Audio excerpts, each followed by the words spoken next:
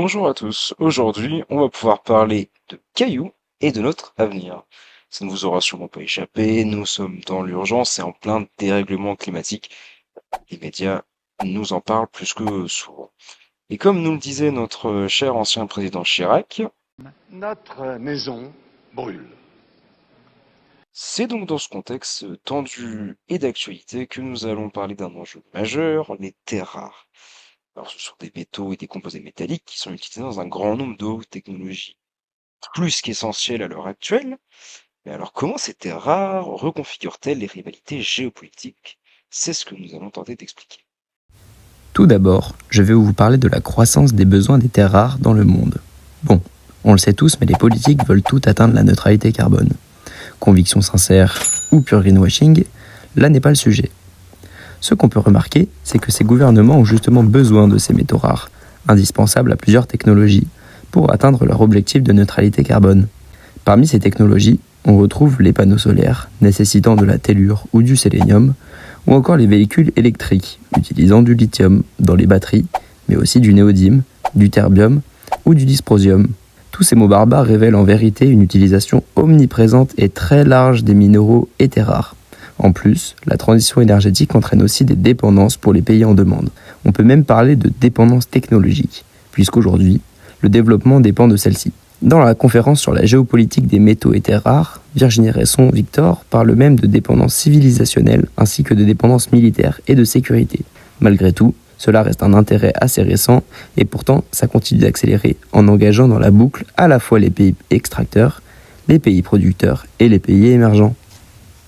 Les réserves de terres rares sont inégalement réparties sur la surface du globe. Très peu de pays en possèdent en quantité suffisante pour une exploitation à grande échelle et son industrie est aussi inégalement dispersée.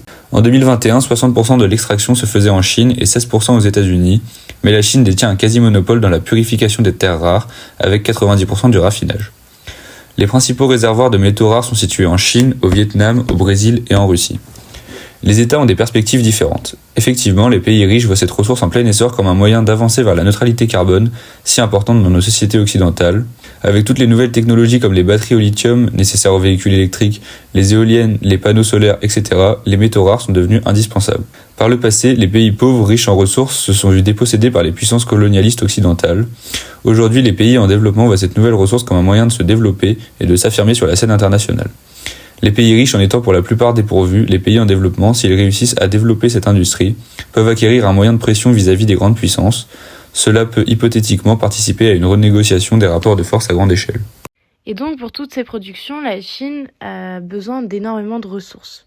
Ressources qu'elle va aller chercher aux quatre coins du monde, et notamment dans le continent africain et le continent sud-américain, et notamment plus précisément les pays du Zimbabwe et du Chili, dans lesquels la Chine va faire très attention à avoir de très bonnes relations avec les pouvoirs en place, et notamment avec le Zimbabwe où elle va complètement fermer les yeux face aux problèmes humanitaires sur le pays, notamment en 2008 lorsque le Zimbabwe bat tous les records de pauvreté et enchaîne des épidémies meurtrières.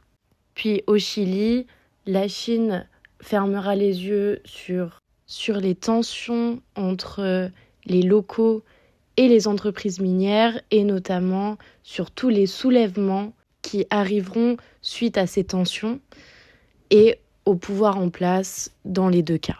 On l'aura donc compris, les terres rares sont un enjeu plus qu'essentiel, elles le seront encore plus dans les décennies à venir, elles sont convoitées par bon nombre de pays pour des raisons écologiques et politiques, en particulier l'Europe, mais aussi pour des raisons économiques, comme les pays émergents, qui ont plus que besoin de ces ressources pour continuer leur développement.